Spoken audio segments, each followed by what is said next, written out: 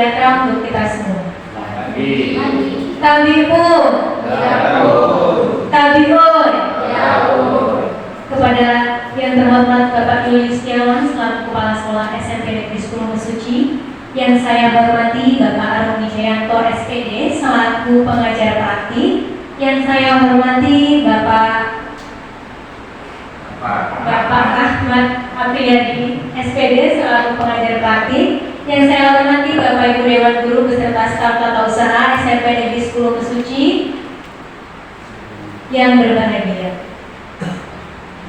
Pertama-tama marilah kita panjatkan puji syukur kehadirat Allah Subhanahu wa taala yang telah melimpahkan rahmat dan hidayahnya kepada kita semua sehingga kita semua dapat berkumpul di SMP Negeri 10 Mesuci pada Rabu 21 Agustus 2024 dalam keadaan sehat walafiat tak kurang suatu apapun.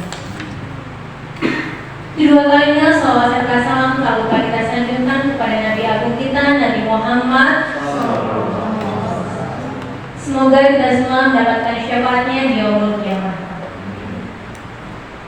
Hadirin yang harus saya hormati, di sini saya selaku pembawa acara yang akan memandu jalannya acara pada pagi hari ini.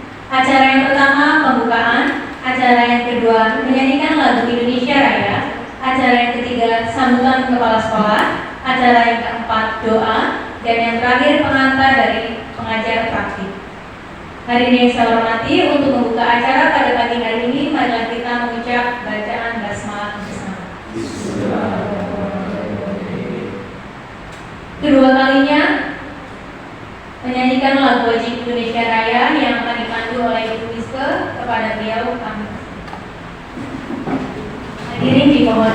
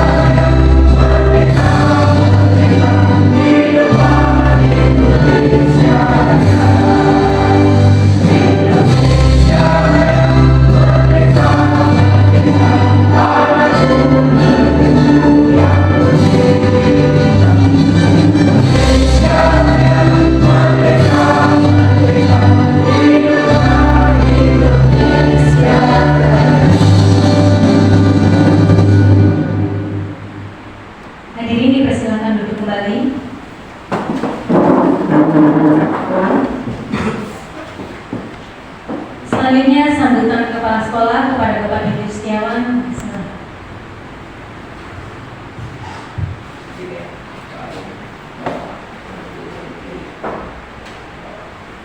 Assalamualaikum warahmatullahi wabarakatuh. Tabibun, tabioi. Yang saya hormati Bapak Arum Wijayanto SPD, yang saya hormati Bapak Ahmad Apriyadi SPD yang merupakan pengajar praktik angkatan 11 ya. Kemudian yang saya hormati dan sangat saya banggakan Bapak Ibu calon guru penggerak ya, pada Bapak Arif Maulana SPD dan juga Ibu Epi Yuniswil SSI, dan tak lupa juga untuk seluruh Bapak Ibu Dewan Guru SMP Negeri 10 Mesuji beserta kegiatan diskusi, visi, dan prakarsa perubahan sekolah dan juga diseminasi budaya positif yang berbahagia pada pagi hari ini. Puji syukur kehadirat Allah Subhanahu wa taala, Tuhan yang Maha Esa, kita masih dapat bersama-sama di dalam ruangan SMP Negeri 10 Mesuji ini untuk mengikuti rangkaian kegiatan pada hari ini, yaitu diskusi, visi, dan prakarsa perubahan dan juga diseminasi budaya positif. Walaupun nanti mungkin terminnya berbeda untuk yang visi dan prakarsa itu di pagi ini, kemudian nanti untuk diseminasi setelah zuhur ya Ibu ya. Ya setelah zuhur. Kedua kalinya sholawat beriring salam tak lupa kita saja kagumkan kepada junjungan kita Nabi besar Nabi Muhammad Sallallahu Alaihi Wasallam yang kita nantikan pertolongan dan syafaatnya di yaumil akhir kelak. Baiklah Bapak Ibu semuanya, khusus kepada pengajar praktik pendamping calon guru penggerak angkatan 11 pada Bapak Arum Wijayanto SPD dan juga Bapak Rahmat Apriyadi SPD, saya atas nama pribadi dan juga atas nama seluruh rekan-rekan SMP Negeri 10 Mesuji mengucapkan ribuan terima kasih atas kesediaan dari Bapak Arum dan juga Bapak Rahmat dapat hadir di SMP kami, terutama terkhusus melaksanakan tugas pendampingan kepada guru-guru kami yang terpilih menjadi peserta kegiatan calon guru penggerak, yaitu Bapak Arif Maulana dan juga Ibu Eti Yuniswil. Kedua kalinya permohonan maaf juga dari kami, mungkin dalam kegiatan ini ada hal-hal yang kurang berkenan untuk Bapak Arum dan juga Bapak Rahmat. Saya juga mengucapkan atas nama pribadi dan juga atas nama SMP Negeri 10 Mesuji permohonan yang sebesar-besarnya. Kemudian yang selanjutnya juga kami berharap, saya mewakili seluruh rekan-rekan yang ada di sini, berharap artinya dalam kegiatan ini Bapak Ahmad dan juga Bapak Arum dapat mendampingi dengan sepenuh hati, ya, mendampingi dengan semaksimal mungkin untuk guru-guru kami yang terpilih menjadi calon guru penggerak angkatan 11 agar dapat menjadi guru penggerak yang baik, yang dapat menjadi prakarsa perubahan di SMP Negeri 10 Mesuji dan juga mungkin menjadi motivasi dan juga menjadi inspirasi rekan-rekan yang belum ataupun juga mungkin baru berkeinginan untuk mengikuti jejak-jejak daripada bapak-bapak dan ibu-ibu semua, mungkin nanti sampai dengan ya ada sampai dengan pengajar praktik, mungkin nanti lebih tinggi lagi memungkinkan sampai ke pasil ya Pak ya, ya sampai ke pasil tahap selanjutnya setelah mengajar praktik. Kemudian yang selanjutnya juga saya berpesan kepada rekan-rekan semuanya peserta kegiatan hari ini agar dapat mengikuti seluruh rangkaian yang dilaksanakan pada hari ini semaksimal mungkin agar apa informasi yang diberikan, apa pengetahuan yang baru yang dibagikan daripada guru penggerak dan juga pengajar praktik yang ada di depan kita semua ini dapat diterima dan juga dapat diimplementasikan ke depannya nantinya di SMP Negeri 10 Mesuji. Pada hari ini rekan-rekan kita calon guru penggerak Bapak Arif Maulana dan juga Ibu Eti Yuniswil melaksanakan kegiatan hari ini, yaitu diskusi visi dan prakarsa perubahan sekolah. Sebelum kegiatan ini mereka sudah melaksanakan konsultasi dan diskusi Pak Arum dan Pak Rahmat, dan sudah saya sampaikan. Artinya apa yang menjadi prakarsa perubahan rekan-rekan calon guru penggerak, bila mana itu memang baik ke depannya untuk SMP Negeri 10 Mesuji, maka nantinya pasti akan kami akomodir dan akan kami adopsi di SMP Negeri 10 Mesuji. Oleh karena itu, kegiatan hari ini salah satunya yaitu diskusi terkait dengan hal-hal tersebut. Apakah yang menjadi prakarsa perubahan terhadap visi yang ada di SMP Negeri 10 Mesuji? Walaupun sudah saya sampaikan kepada Pak Arif dan juga Bu Evi, kalau melihat daripada visi yang ada saat ini sudah dapat dikatakan sangat baik. Akan tetapi tidak memungkinkan kalau memang itu nantinya, walaupun tidak saat ini, kita merubah visi kita mungkin pada saat pembahasan visi dan misi dalam program sekolah jangka menengah, nanti dapat kita evaluasi dan ini menjadi salah satu bahan perubahan tersebut. Kemudian juga yang selanjutnya saya sampaikan kepada rekan-rekan calon guru penggerak terkait dengan visi dan misi kita. Tadi sudah saya sampaikan sudah cukup baik. Mungkin nanti di dalam perjalanannya kalau memang kita tidak perlu merubah visi dan misi kita, mungkin kita hanya mengembangkan daripada misi kita tersebut untuk pencapaian visi kita. Ya jadi itu sekedar gambaran yang diberikan, artinya nanti juga sekolah tidak menutup diri untuk adanya perubahan. Bu Evi, Pak Arif, kalau memang itu dianggap baik untuk sekolah, kenapa tidak? Ya, walaupun tidak serta-merta langsung kita ubah saat ini, ya, mungkin nanti itu bisa menjadi bahan pertimbangan ketika kita pembahasan visi-misi di waktu yang akan datang. Jadi sekali lagi saya ucapkan tetap semangat kepada Bu Evi dan Pak Arum.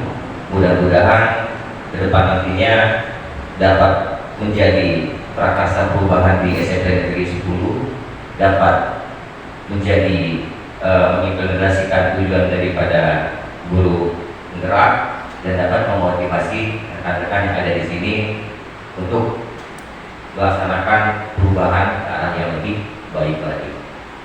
Mungkin itu yang dapat saya sampaikan pada kesempatan pagi hari ini. Sekali lagi saya ucapkan ribuan terima kasih kepada Bapak Arif dan Bapak Rahmat, dan selamat melaksanakan tugas pendampingannya di SMP Negeri 10 Mesuji. Izin Pak Arum, Pak Ahmad, dengan mengucapkan lafal basmalah, marilah kita sama-sama buka acara kegiatan kita pada hari ini, yaitu diskusi visi dan prakarsa perubahan sekolah serta diseminasi budaya positif. Secara resmi saya nyatakan dibuka. Bismillahirrahmanirrahim. Baiklah Bapak Ibu semuanya,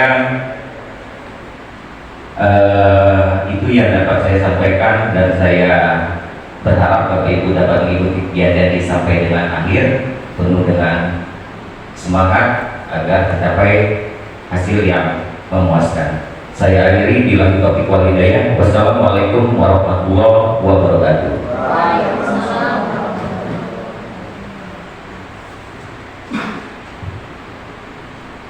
Terima kasih kepada Bapak Ibu Setiawan atas sambutannya. Semoga bermanfaat untuk kita semua. Acara selanjutnya yaitu doa yang akan dipimpin oleh Bapak Ali Mukhtar kepada beliau kami semua.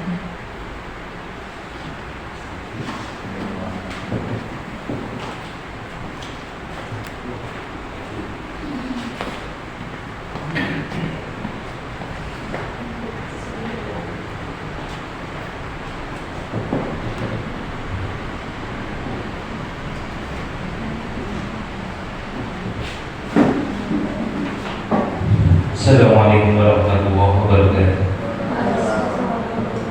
Bapak Ibu, marilah kita sejenak berdoa memohon kepada Allah mudah-mudahan acara kita pada pagi hari ini mendapatkan berkah dan ridho dari Allah Subhanahu wa taala. A'udzubillahi minasyaitonir rajim. Bismillahirrahmanirrahim.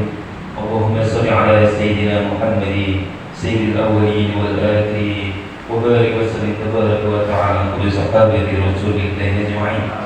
Alhamdulillahi rabbil alamin.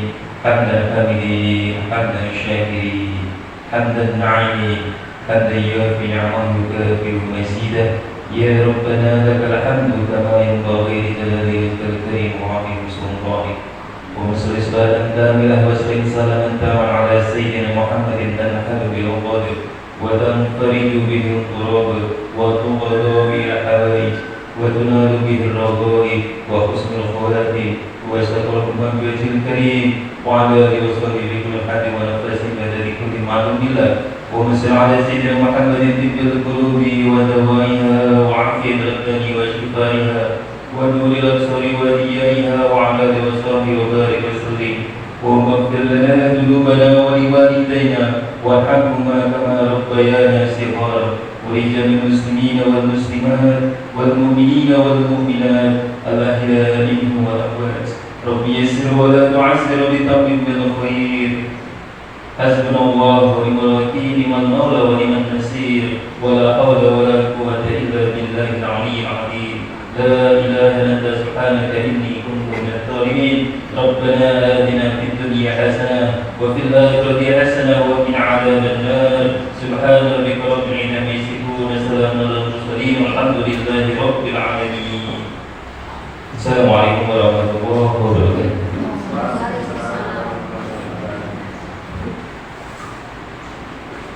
Terima kasih kepada Bapak Ali. Semoga acara kita diberi kelancaran tanpa suatu apapun. Assalamualaikum warahmatullahi wabarakatuh. Alhamdulillah, terima kasih kepada Bapak Ibu Guru dan Guru. Pertama-tama, marilah kita panjatkan puji syukur kehadirat Allah Subhanahu wa taala yang mana pada kesempatan siang hari ini kita masih diberikan kesehatan, kekuatan sehingga kita dapat berkumpul di ruang kelas kita ini dalam keadaan sehat walafiat tanpa kurang suatu apapun dalam rangka diseminasi kegiatan calon guru penggerak angkatan 11 pada modul 1.4 yaitu menyebarkan pemahaman dan penerapan budaya positif. Jadi perkenalkan di sini saya Arif Maulana dan calon guru penggerak satunya yaitu Bu Evi Yuniswil. Kami alhamdulillah diberikan kesempatan kepada guru penggerak bahwa kami diberikan kesempatan untuk melakukan kegiatan pelatihan program guru penggerak. Mudah-mudahan apa yang kami laksanakan nantinya mendapatkan berkah untuk kami semua tanpa kurang suatu apapun. Yang kedua kalinya sholawat serta salam marilah kita saling mengaturkan kepada junjungan kita Nabi besar Muhammad SAW atas limpahannya sehingga semoga apa yang dicita-citakan beliau yaitu membawa kita dari zaman gelap menuju jalan terang nantinya akan dapat bermanfaat untuk kita semuanya. Amin. Baik, di sini kegiatan kita yaitu menyebarkan pemahaman dan penerapan budaya positif. Di dalam modul 1.4 terkait dengan budaya positif itu ada 6 item, 8 ya. Ya, ada 8 item. Karena berhubung kami alhamdulillah berdua, rencananya akan kami bagi 4 item, jadi nanti Bu Evi 4 item, saya 4 item. Mudah-mudahan apa yang kita lakukan hari ini bukan bermaksud kami menggurui, tapi kita berpraktik baik, berbagi pengalaman. Mudah-mudahan pengalaman ini nantinya dapat diteruskan oleh Bapak Ibu guru lainnya nanti di kemudian hari. Amin. Semoga untuk calon angkatan penggerak yang berikutnya akan lebih baik dari kami. Terima kasih. Untuk selanjutnya saya serahkan kepada Ibu Evi Mismil untuk menyampaikan pemaparan terkait dengan penyebaran pemahaman dan penerapan budaya positif. Saya persilakan. Terima kasih. Untuk tidak memperpanjang waktu, kita berikan kesempatan kepada Bapak Arif. Dipersilakan, Pak. Baik, Bismillahirrahmanirrahim. Assalamualaikum warahmatullahi wabarakatuh. Terima kasih kepada Ibu Evi melanjutkan apa yang disampaikan Ibu Evi, yaitu tentang diseminasi budaya positif. Diseminasi itu adalah pemberian gagasan, penyebaran gagasan atau sebuah ide. Di sini saya perkenalkan, nama saya Arif Maulana. Saya merupakan calon guru penggerak angkatan 11. Lanjut.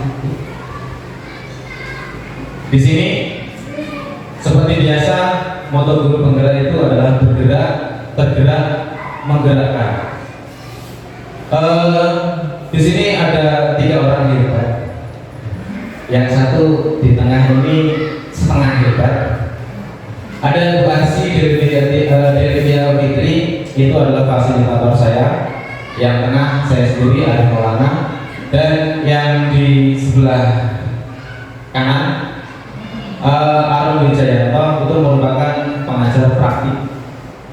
Beliau berdua lah yang membimbing saya dari awal modul 1 hingga nanti insya Allah mudah-mudahan sampai akhir modul dan lulus mendapatkan predikat yang sangat memuaskan. Amin. Lanjut Bu. Baik, kesepakatan kelas seperti biasa.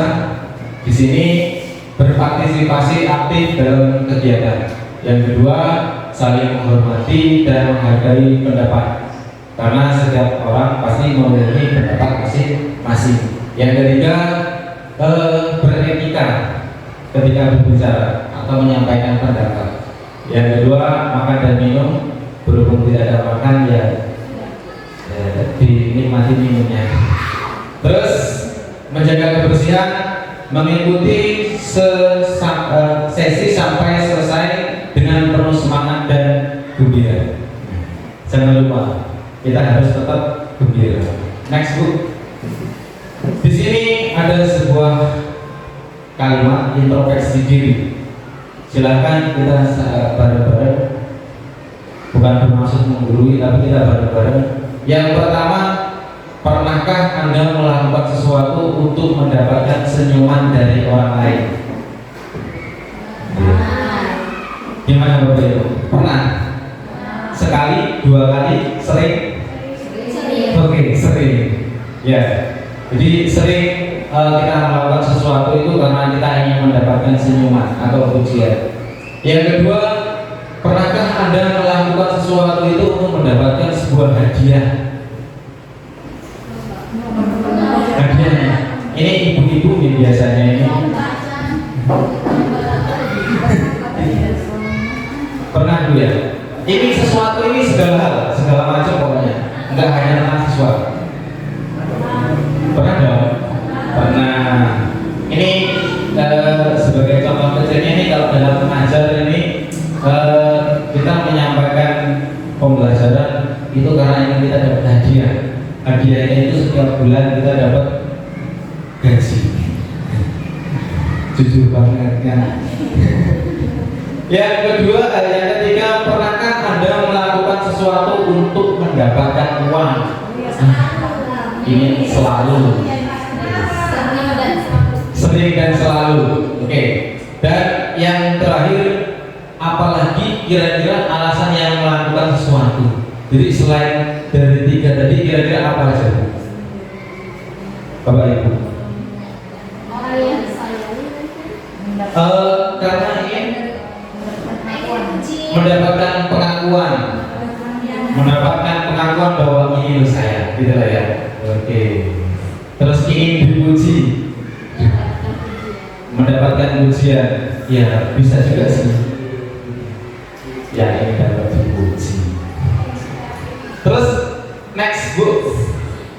Nah, dari kesekian itu semua merupakan salah satu dari motivasi. Di sini motivasi itu sendiri menurut Dian Dosen, seorang penulis buku yang berjudul Restructuring School Discipline. Saya agak belepotan kalau ngomong bahasa Inggris. Itu mengemukakan ada 3 motivasi perilaku manusia, yaitu yang pertama untuk menghindari ketidaknyamanan atau hukuman. Ini yang sering terjadi terutama di siswa kita, bahwa siswa kita itu melakukan sesuatu hanya ingin menghindari dari yang namanya hukuman. Terkadang kita pun sendiri, kalau kita boleh merefleksi, juga sering melakukan ini agar kita tidak mendapatkan hukuman. Benar nggak Bapak Ibu? Terus yang kedua, untuk mendapatkan imbalan atau penghargaan dari orang lain. Kita tiap hari berangkat pagi, pulang siang, kadang sampai sore, ini contohnya sampai jam 2 lebih belum pulang. Itu salah satunya yaitu untuk mendapatkan imbalan atau sebuah penghargaan, itu pasti. Yang ketiga, ini untuk menjadi orang yang mereka inginkan dan menghargai diri sendiri dengan nilai-nilai yang mereka percaya. Jadi itu tumbuhnya dari dalam diri Bapak Ibu. Jadi menjadi orang yang mereka inginkan. Jadi ini loh saya itu orangnya pengennya seperti ini. Dari ketiga motivasi tersebut, kira-kira menurut Bapak Ibu motivasi yang paling baik itu yang mana Bapak Ibu? Yang karena ingin dapat hukuman, atau karena ingin dapat imbalan, atau karena memang dasar dari dalam diri? Ya betul, berasal dari dalam diri. Nah di sini motivasi perilaku yang ketiga ini merupakan tindakan yang paling baik karena dia berasal dari dalam diri. Kalau yang pertama dan kedua tadi itu dari luar, dia ingin mendapatkan sesuatu, tidak mau dihukum, itu dia termasuk dalam ekstrinsik atau motivasi yang berasal dari luar diri. Lanjut Bu. Di sini apa sih tujuan dari disiplin itu? Menanamkan motivasi yang ketiga pada murid-murid kita, yaitu untuk menjadi orang yang mereka inginkan dan menghargai diri sendiri dengan nilai-nilai yang mereka percaya.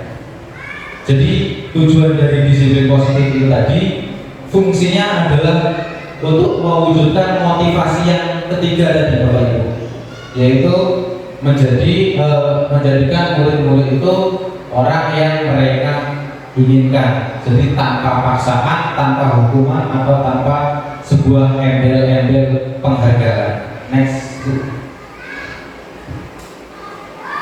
Nih, ini sesuai dengan nawacita dari Ki Hajar Dewantara, yang berarti merdeka itu adalah tidak hanya terlepas dari perintah, akan tetapi dia juga cakap membuat perintah itu sendiri. Jadi dia berjalan menurut alurnya sendiri sesuai dengan pemikirannya sendiri. Next Bu. Ini terkait dengan hukuman, konsekuensi, dan restitusi. Ini tadi yang dipertanyakan oleh Bu Yesi. Saya jelaskan sedikit nanti ini. Jadi untuk menjalankan sebuah peraturan itu pasti ada sebuah pelanggaran. Nggak mungkin nggak ada pelanggaran, ya kan? Nah di sini kita perlu meninjau ulang tindakan-tindakan apa saja yang kita lakukan agar pelanggaran tersebut dapat berubah. Di sini ada 3 pokok penting, yaitu hukuman, konsekuensi, dan restitusi. Ini ada sebuah pertanyaan formatif. Jawabannya cuma setuju tidak setuju, tapi saya minta alasannya Bapak Ibu. Yang pertama, hukuman di sekolah dapat mendisiplinkan anak. Kira-kira setuju atau tidak? Gimana Bu?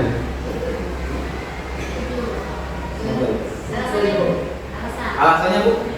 Alasannya kalau tidak ada hukuman, nanti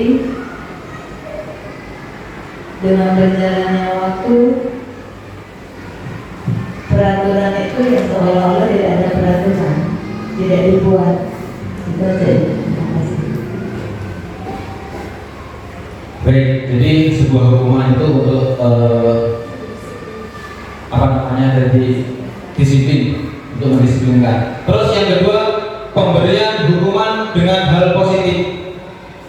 Itu seperti membaca atau membersihkan halaman sekolah dapat meningkatkan disiplin anak. Setuju atau tidak Bapak Ibu?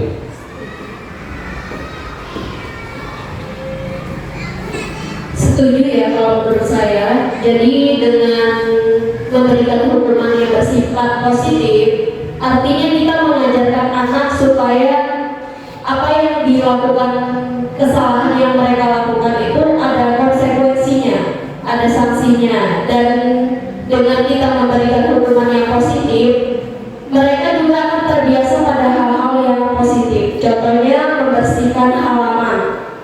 Nah, secara nggak langsung mengajarkan mereka bahwa mencintai kebersihan dengan cara memberikan hukuman yang positif tersebut. Yang kedua, membaca. Itu juga bagus untuk literasi anak-anak. Dengan membaca, artinya dengan mereka tidak biasa membaca, mereka mendapat hukuman membaca, secara nggak langsung mengasah literasi mereka agar terbiasa membaca. Seperti itu. Terima kasih. Baik, sekarang yang nomor 3, memberi penghargaan dapat meningkatkan motivasi belajar anak. Setuju? Setuju, karena memang bisa meningkatkan motivasi belajar. Misalnya kita di kelas belajar, ketika guru memberi apresiasi terhadap tindakan kita, oh bagus, kamu melakukan tugas dengan baik, itu bentuk apresiasi seperti itu. Dan walaupun dengan kata-kata itu bentuk dari reward, penghargaan terhadap anak itu, berarti dia diakui, oh dia melaksanakan dengan bagus, dia ada motivasi, oh seakan melakukan tugas lebih baik lagi, seperti itu. Baik, yang terakhir, membuat anak merasa bersalah memberi dampak lebih ringan dibanding menghukum. Jadi membuat anak itu merasa bersalah itu memberi dampak lebih ringan dibanding menghukum. Setuju atau tidak setuju?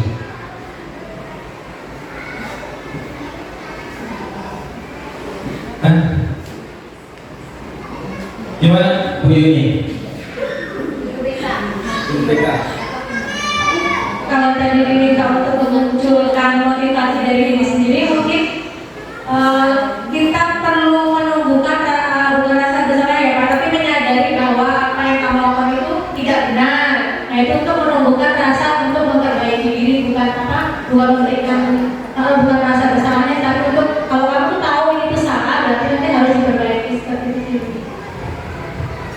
Baik, saya tidak membenarkan dan tidak menyalahkan jawaban dari ibu-ibu semua. Sekarang kita cari bareng-bareng, karena fungsinya kita adalah untuk belajar bareng. Next Bu. Di sini ada kalimat hukuman. Hukuman itu bersifat tidak terencana atau tiba-tiba. Anak atau murid tidak tahu apa yang akan terjadi dan tidak dilibatkan. Hukuman bersifat satu arah, dari pihak guru yang memberikan dan murid yang menerima suatu hukuman tanpa melalui suatu kesepakatan atau pengarahan dari pihak guru, baik sebelum atau sesudahnya. Hukuman ini diberikan bisa berupa fisik, psikis, murid, anak disakiti oleh suatu perbuatan atau kata-kata. Jadi itu hukuman. Jadi hukuman itu sifatnya sepihak, Bapak Ibu. Misalkan ada anak bolos, tahu-tahu kita hukum suruh push up 100 kali, itu tidak ada dalam kesepakatan tadi. Terus ada lagi anak misalkan lompat pagar. Ini sering terjadi ketika anak lompat pagar, misalkan kita hukum dia untuk membersihkan toilet misalkan. Itu sebuah hukuman bukan Bapak Ibu? hukuman karena dari awal tidak ada kesepakatan bahwasanya yang dia lakukan itu terus endingnya atau punishmentnya adalah membersihkan toilet, itu tidak ada kesepakatan. Makanya itu dikatakan sebuah hukuman. Dan yang namanya hukuman dia tidak nyambung. Saya berikan contoh seperti ini.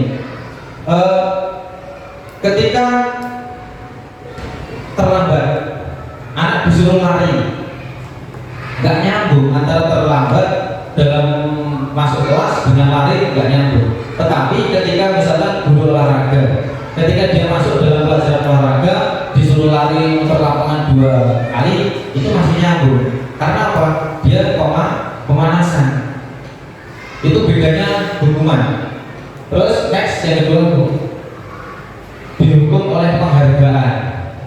Ini tanpa kita sadari bahwa itu penghargaan yang sering kita berikan kepada anak itu ternyata secara tidak langsung menghukum anak.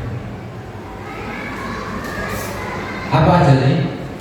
Di sini kalimatnya saat kita berulang kali menjanjikan hadiah agar mereka berperilaku bertanggung jawab kepada seorang murid, mereka atau kepada seorang karyawan agar melakukan pekerjaan yang berkualitas, kita sedang berasumsi bahwa mereka tidak dapat melakukannya atau mereka tidak memilih untuk melakukannya. Jadi dia tidak dari dirinya, karena diiming-imingi, benar kalimat biasa. Karena ada iming-iming tadi. Jadi kalau nggak ada iming-iming, ya dia nggak akan jalan. Dia nggak akan jalan Bapak Ibu. Dia akan berhenti di situ. Betul. Jadi dihukum oleh penghargaan. Jadi penghargaan itu secara tidak langsung mematikan minat, secara tidak langsung dalam jangka panjang terutama. Next, itu konsekuensi. Disiplin dalam bentuk konsekuensi sudah terencana atau sudah disepakati. Nah, di sini ada kesepakatan sebelumnya Bapak Ibu. Sebagai contoh, misalkan seperti ini, keyakinan kelas. Ketika siswa terlambat, maka siswa harus belajar lebih giat. Ada kesepakatannya di situ. Tetapi konsekuensi di sini membuat tidak nyaman untuk jangka yang pendek. Sikap guru di sini senantiasa memonitor murid. Jadi seolah-olah guru itu monitor. Sebagai contoh, anak-anak kita sudah sepakat bahwasanya kita tidak boleh terlambat masuk kelas. Tetapi ada anak terlambat. Nah, kita sudah sepakat seolah-olah kita terus memonitor siswa untuk masuk tepat waktu. Next, Ibu. Nah, ini yang terakhir, restitusi. Restitusi ini adalah proses menciptakan kondisi bagi murid untuk memperbaiki kesalahan mereka sehingga mereka bisa kembali pada kelompok mereka dengan karakter yang lebih luas. Itu menurut dosen yang tadi. Terus yang bawah, restitusi juga merupakan proses kolaboratif yang mengajarkan murid untuk mencari solusi untuk masalah mereka dan membantu murid berpikir tentang orang seperti apa yang mereka inginkan dan bagaimana mereka harus memperlakukan orang lain. Jadi di sini dia masuk ke dalam hatinya, ke hati murid. Dia menyadari kesalahannya memang benar-benar dari dirinya. Jadi kita sebagai seorang guru itu tidak menghukum, tidak memberi penghargaan atau tidak memberikan konsekuensi, tetapi kita mengarahkan anak untuk merasa sadar bahwa oh, apa yang dia lakukan itu salah. Dan setelah apa yang dilakukan salah dalam dirinya, bagaimana cara memperbaiki kesalahan tersebut. Itulah restitusi. Ini nih, di sini ada ciri-ciri restitusi, ada 10 item. Bukan untuk menebus kesalahan, namun untuk belajar dari kesalahan. Ini yang sering terjadi Bapak Ibu. Kita sering menghukum dan menghukum tanpa kita sadari bahwa ternyata mereka melakukan sesuatu hal itu pasti ada penyebab. Tidak mungkin tidak ada penyebab. Sebagai contoh, mohon maaf, kemarin di tahun kemarin kalau nggak salah ada siswa kita, dia buktinya ketika di kelas 7 baik Bapak Ibu, tapi ternyata di kelas 8 berontak. Dia jarang masuk, di kelas tidur, nggak pernah mengerjakan tugas. Dan ternyata setelah ditelusuri terjadi perselisihan dalam keluarga. Nah, di sini ada alasan. Jadi fungsinya restitusi itu adalah menebus kesalahan, namun bukan untuk menebus kesalahan, tapi untuk belajar dari kesalahan. Jadi kita gali apa kesalahannya dan bagaimana cara kita memperbaiki kesalahannya itu, bukan menghukum. Yang kedua, memperbaiki hubungan. Pasti ketika hubungannya lebih baik, insya Allah kesalahan itu akan diminimalisir. Next, Ibu.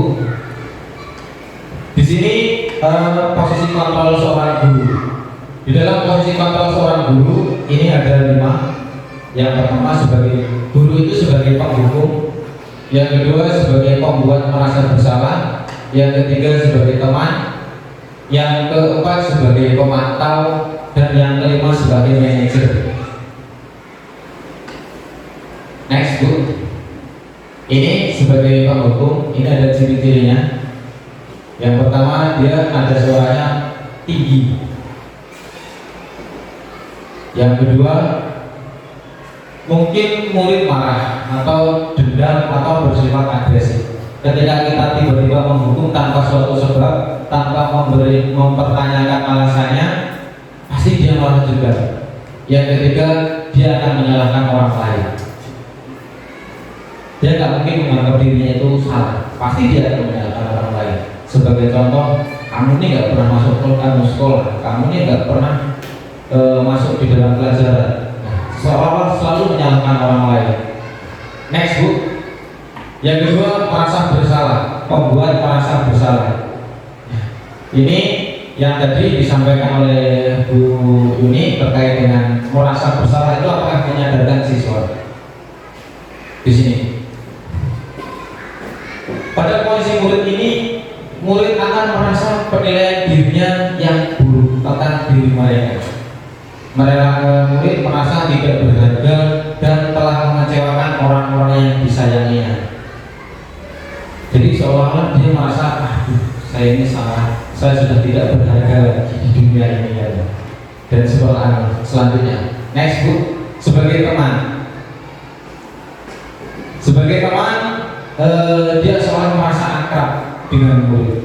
Yang kedua, dia merasa murid merasa senang dan akrab dengan guru tersebut. Murid hanya mendengarkan dengan guru tersebut dan murid akan tergantung pada guru tersebut. Jadi kalau nggak dengan guru tersebut, saya nggak mau, Bu. Saya nggak mau, Pak. Hal negatifnya apa?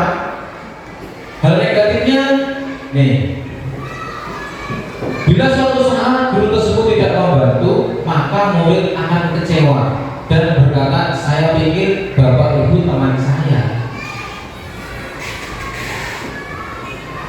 Nilai positifnya ada, tetapi nilai negatifnya juga ada. Ketika kita tidak bisa memberikan apa yang dia mau, dia akan pasti berpikir, saya pikir ibu adalah teman saya, ternyata bukan. Next, yang berikutnya sebagai pemantau, dia namanya memantau, dia hanya dari melihat, menganalisis dan memberikan konsekuensi.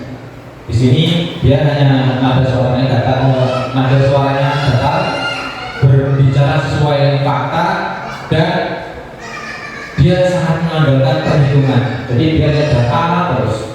Di sini komposisi memantau itu sendiri hanya berdasarkan dari teori stimulus respon yang menunjukkan tanggung jawab dalam mengontrol murid. Jadi merupakan sebuah tanggung jawab. Next, ini yang paling baik Bapak Ibu sebagai seorang manajer. Yang namanya manajer, dia pasti suaranya halus. Kalau dia suaranya kasar, semaunya sendiri, itu bukan sosok manajer. Terus guru membantu murid untuk bertanggung jawab. Jadi dia tidak serta-merta menghukum, tapi dia membantu murid untuk memenuhi tanggung jawabnya terhadap hasil kesalahannya sendiri. Yang ketiga, mencari solusi atas masalah yang ada. Jadi terus menguatkan watak atau karakter. Jadi setelah dia merasakan rasa bersalah murid itu sendiri, dia membantu murid untuk menyelesaikan masalahnya, dia mencari solusinya dan menguatkan. Inilah sosok seorang guru yang baik. Jadi sosok seorang guru menjadi guru manajer. Next, Bu. Sebagai renungan kita renungi bareng-bareng. Sebagai seorang guru, mari kita bersama-sama kita renungi diri kita. Dari kelima posisi kontrol tersebut, kita masuk dalam kategori yang mana? Yang penghukumkah, yang sebagai merasa bersalah, memberi merasa bersalah, teman, pengontrol, atau sebagai manajer? Kita lebih sering yang mana? Ayo.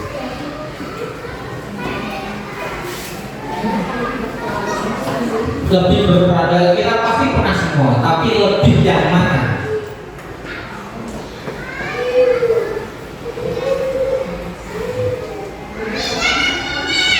Lebih ke yang penghukum. Saya mengakui, saya sendiri pun lebih ke yang penghukum.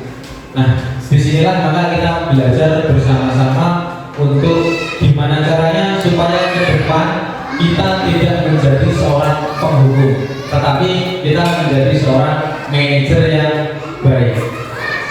Sepakat ya Bapak Ibu ya?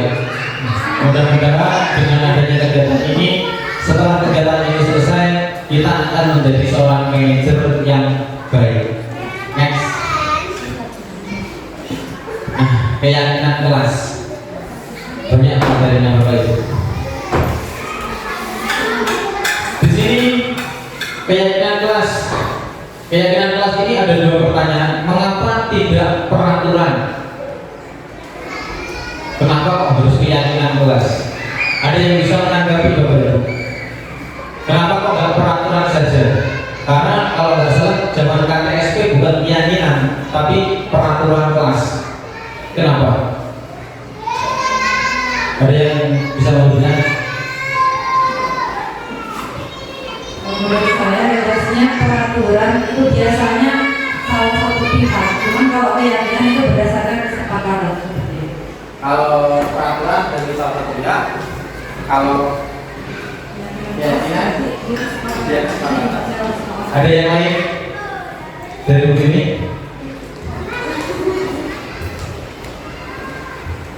Kalau peraturan seperti dikatakan Bu Fitri, jadi kalau peraturan itu dari bahannya lebih menekan ya Pak ya. Peraturan itu kayak harus satu pihak gitu. Kalau yang keyakinan itu semua meyakini atau semua sepakat untuk dijalankan bersama. Tapi kalau keyakinan itu lebih ke bahasanya kayak kamu harus ikuti ini, tapi kayak gitu. Belum tentu semua itu sepakat sama apa yang dilaksanakan bersama. Terima kasih. Ada yang mau memberikan tanggapan lain? Miss Eva, kenapa kok peraturan? Kenapa kok keyakinan? Kenapa nggak peraturan saja? Baik, seperti saya setuju dengan pendapat Bu Fitri dan Bu Yuni. Ketika kita menggunakan kata peraturan kelas, itu berarti ada sesuatu yang mengikat dan wajib ditaati seperti itu. Kalau tidak akan mendapatkan sesuatu konsekuensi. Tetapi kalau keyakinan kelas itu dibuat secara bersama-sama dan sepakatan bersama. Begitu. Baik, itu beda peraturan dan keyakinan. Sekarang kita berpikirnya seperti ini Bapak Ibu. Kalau peraturan itu sudah sakit, dia tidak bisa diganggu gugat. Berbeda dengan keyakinan. bahwa keyakinan itu memiliki apa ya? Semacam harapan. Kita yakin nih bahwa kita bisa. Dia seolah-olah merasa bahwa dirinya itu yakin. Jadi ada nilai positif di situ. Itulah perbedaan antara peraturan dan keyakinan. Nih, keyakinan kelas adalah seperangkat nilai dan prinsip yang disepakati bersama oleh guru dan siswa untuk memandu perilaku dan interaksi di dalam kelas. Jadi itu, jadi seperangkat nilai-nilai universal, nilai-nilai kebajikan.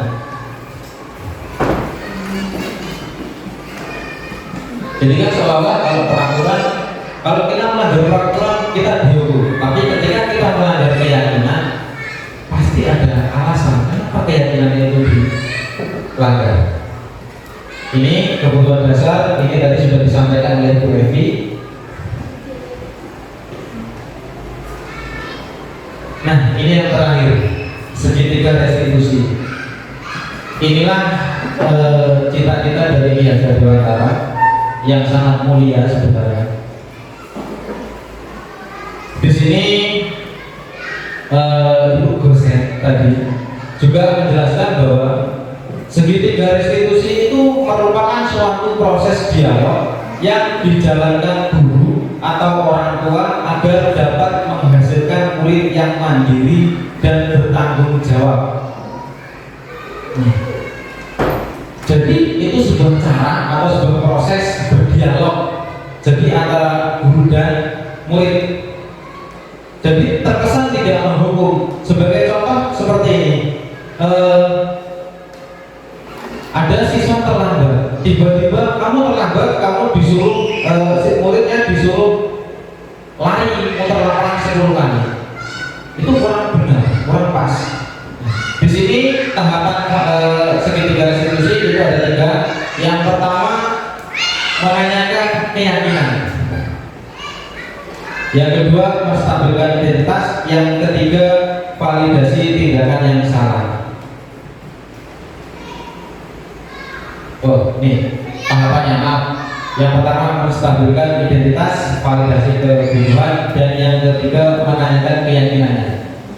Di sini 3 tahapannya. Yang pertama untuk membuat anak yang merasa gagal karena berbuat salah menjadi positif terhadap dirinya. Jadi ditanyakan dulu Bapak Ibu, alasannya kenapa anakku terlambat? Oh, saya terlambat karena ban motor saya bocor. Nah, berarti yang salah kan bukan karena siswa yang terlambat, tetapi karena motornya bocor. Di sini kalau posisi kita sebagai penghukum nggak mau tahu, yang penting terlambat dulu. Tetapi ketika kita menggunakan segitiga restitusi, kita tanyakan dulu kenapa terlambatnya. Terus setelah itu yang kedua validasi kebutuhan. Jadi membantu siswa mengenali basic need atau kebutuhan yang ingin dipenuhi ketika melakukan kesalahan itu. Jadi di sini dia merasakan rasa bersalah, sehingga memunculkan rasa bersalah sehingga dia tidak akan mengulangi hal yang sama. Sebagai contoh tadi motornya bocor, berarti di situ dia akan meminta maaf bahwa motornya bocor, dan untuk kemudian hari saya akan berusaha untuk selalu mengecek kendaraan saya supaya tidak terjadi kesalahan lagi. Di sini selain ada rasa bersalah, dia tahu di mana kesalahannya dan dia akan memperbaikinya. Terus yang ketiga yaitu menanyakan keyakinan. Artinya apa? Dia melihat kesalahannya dihubungkan dengan norma sosial dan nilai-nilai yang mendasari manusia berinteraksi dengan orang lain. Dia akan menjadi yang lebih baik. Itu dari kegiatan segitiga restitusi. Nah, kita masuk ke poin terakhir, kesimpulan. Dari budaya positif tadi, kita dapat menyimpulkan bahwa sebagai seorang pemimpin pembelajaran, tujuan kita adalah menciptakan pendidik yang memiliki disiplin diri sehingga mereka bisa berperilaku dengan mengacu pada nilai-nilai kebajikan menghasilkan universal dan memiliki motivasi intrinsik bukan ekstrinsikik. Ini kesimpulan kita. Jadi sebagai seorang pemimpin kita harus bisa menumbuhkan kesadaran dari jiwa murid agar dia berperilaku mengacu kepada nilai-nilai kebajikan universal. Nilai-nilai kebajikan universal itu yang mana sih? Nilai-nilai yang tertuang di dalam profil pelajar Pancasila. Itulah kesimpulan yang dapat saya ambil. Di sini salam dan bahagia. Salam dan bahagia. Alhamdulillah segala rangkaian kita selesaikan di kegiatan hari ini.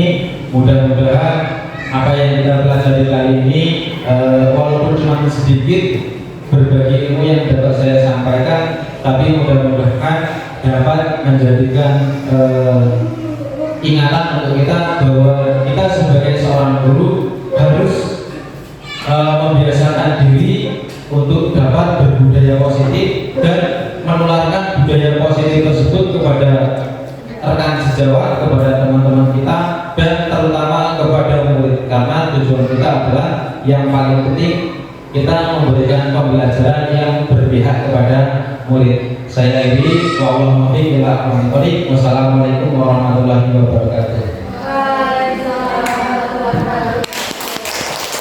Selamat sore.